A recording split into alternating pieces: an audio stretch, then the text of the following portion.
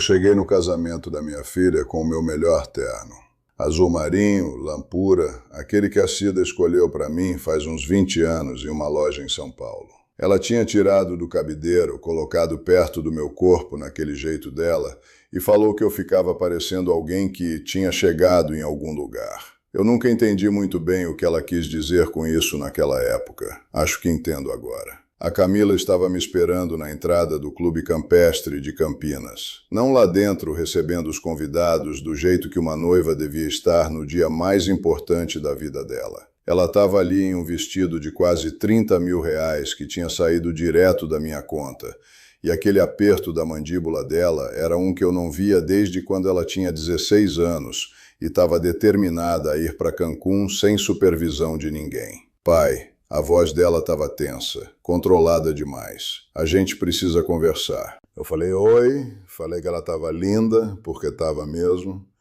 Abri os braços para abraçar ela, ela deu um passo para trás. Você não pode entrar. Eu já ouvi coisas duras nos meus 68 anos. Ouvi o médico usar a palavra terminal falando sobre a minha Cida. Ouvi o último recado que ela deixou para mim, aquele que ela não sabia que ia ser o último, falando sobre comprar leite e perguntando se eu queria que ela passasse na loja de materiais de construção. Ouvi coisas que a gente não consegue desaprender. Mas ficando ali naquele estacionamento com o meu terno azul marinho, com aquele calor de Campinas caindo em cima da gente como uma mão pesada, e tendo 300 pessoas me esperando lá dentro, ouvindo a minha filha falar que eu não era bem-vindo no casamento que eu tinha pagado, aquilo era um tipo diferente de coisa dura. Um tipo que eu ainda não tinha nome para dar. Eu não te convidei, pai. Desculpa aí.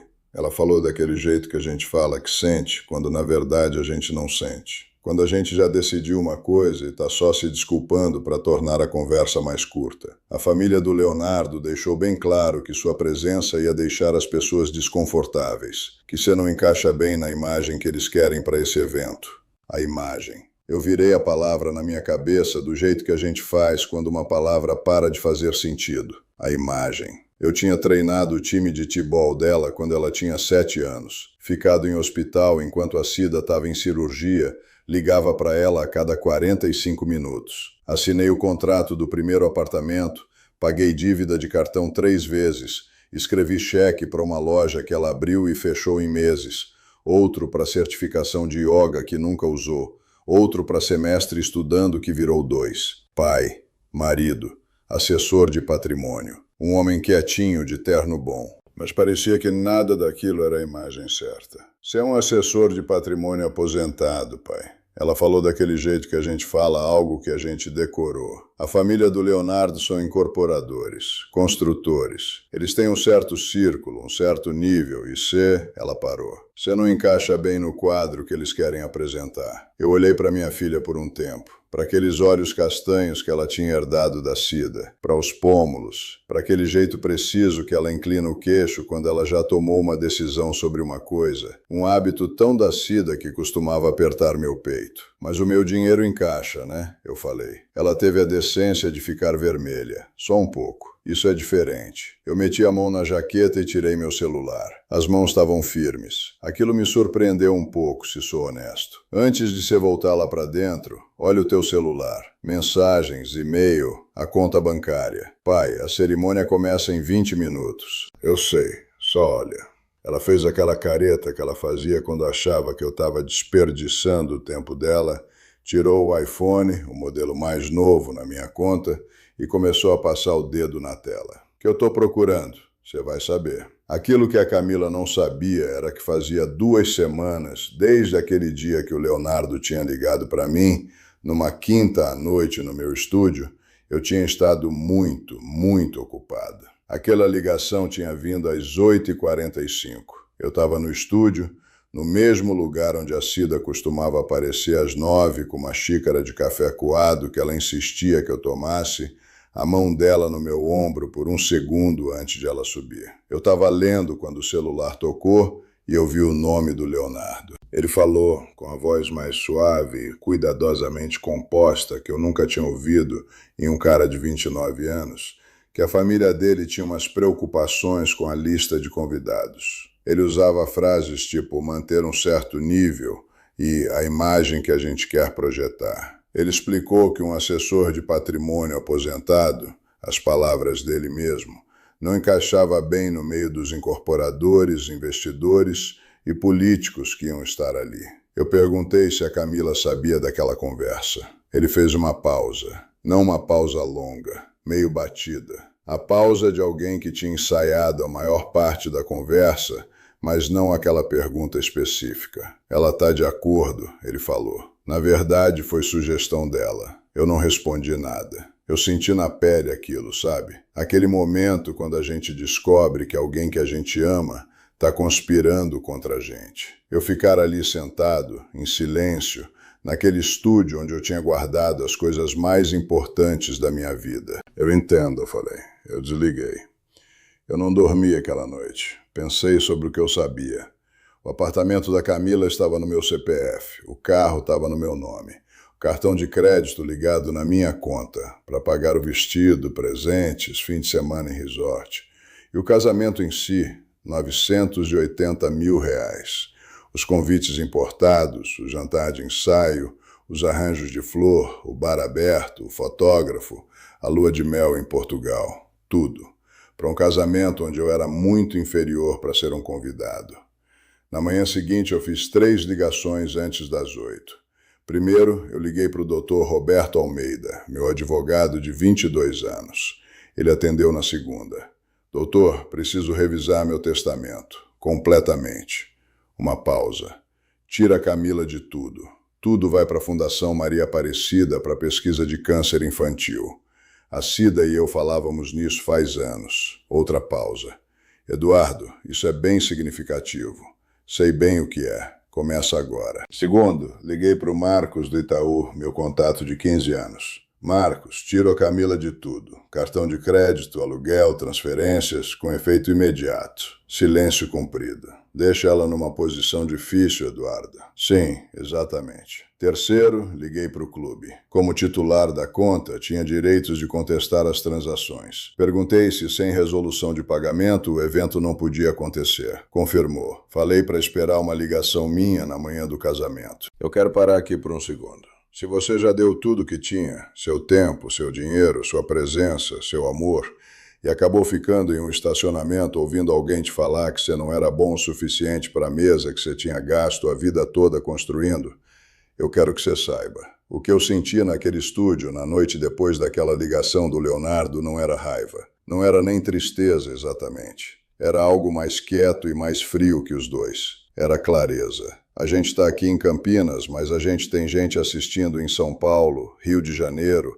em vários lugares que eu nunca vou visitar e que passaram por uma versão disso aí. Se você está vendo isso agora, deixa um comentário me falando de onde você está assistindo, tá bom?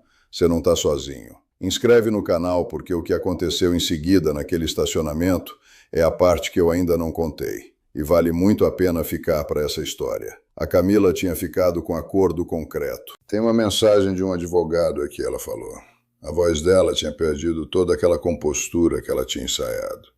Fala que você revisou seu testamento. Ela olhou para mim. Fala que eu fui completamente tirada. Isso está correto. A Fundação Maria Aparecida recebe tudo quando eu partir. Aproximadamente 12 milhões de reais em ativos líquidos, mais a casa e as contas de investimento. Em honra da sua mãe. Ela estava pedindo para mim montar isso faz anos. Você não pode fazer isso. Uma raiva quietinha começou a se mover dentro dos olhos dela. Pai, você não pode só... Olha a notificação do Itaú, eu falei. Cartão cancelado essa manhã. Com o sinal do apartamento registrado para cancelamento. O Marcos falou que o banco vai precisar de pagamento ou renda qualificada até segunda. E tem uma mensagem do gerente do clube. Eu mantive a voz firme. Eu estava realmente calmo. Como titular da conta, contestei as cobranças. Sem pagamento, o evento não pode acontecer. O Leonardo apareceu na porta atrás da Camila. Terno de linho, cabelo arrumado com precisão. Camila, o que está acontecendo? Os convidados estão sentados faz 15 minutos. Seu sogro acabou de cancelar nosso casamento, ela falou. Ele olhou para mim. A expressão dele começou como confusão e depois se moveu para outra coisa enquanto ele lia meu rosto. Desculpa? Eu não cancelei nada, eu falei. Eu parei de pagar, tem uma diferença aí. E foi aqui que tudo começou a desabar. O Leonardo olhou para Camila e a voz dele caiu para algo preciso e frio. Você me falou que sua família tinha grana guardada para isso. Você me falou que seu pai tinha contas de investimento. Tem, ela falou. Tinha, eu concordei. Passado, no que diz respeito a Camila. Presente, sim. Eu não sou um homem sem recursos, Leonardo. Eu sou bem distante disso, na verdade. Eu tirei um único cartão, branco. Assessor de patrimônio, Eduardo. Gerenciei patrimônio privado por 35 anos. Carteiras de clientes de 8 a 15 milhões. 23 famílias na região de São Paulo. Algumas estão lá dentro daquela sala. Várias jogam golfe comigo. Mas nada disso está aqui nem lá. Seu Oswaldo entrou. Um homem grande. 63 anos. Aquele jeito de alguém acostumado a ser a pessoa mais importante de uma sala. Ele olhou para mim com desprezo de alguém que já tinha formado uma opinião. Você é o assessor de patrimônio, ele falou. Assessor de patrimônio aposentado, eu falei. Tem uma diferença aí também. Qualquer coisa que você acha que está conseguindo aqui, isso não é o momento, ou o Clube Campestre precisa de 980 mil reais nos próximos 12 minutos, eu falei. Ou o gerente vai começar a pedir para os seus convidados sair. Eu queria ter certeza que você tinha a visão completa disso. O silêncio que veio depois foi o melhor silêncio da minha vida. Eu não vou fingir que não foi. Eu não sou um homem que sente prazer no sofrimento dos outros. Eu tinha sentado com a Camila numa sala de espera de hospital e teria absorvido toda a dor dela se eu conseguisse. Mas vendo a cara do seu Oswaldo se mover pela descrença, pela raiva e por algo que parecia genuinamente e inegavelmente como pânico, eu senti 68 anos e senti completamente em paz. 980 mil, ele repetiu, como se o número estivesse em uma língua estrangeira. Só o saldo do clube. O catering tem uma cobrança pendente separada. A lua de mel em Portugal que eu cancelei diretamente. O agente de viagem dela é bem eficiente, vai ficar feliz em discutir a política de reembolso com você. Dona Carmen tinha saído. Ficou um pouco separada do marido, olhar quieto de alguém corrigindo uma identificação errada. Você pagou por tudo isso, ela falou. 980 mil reais, eu falei, ao longo de um ano.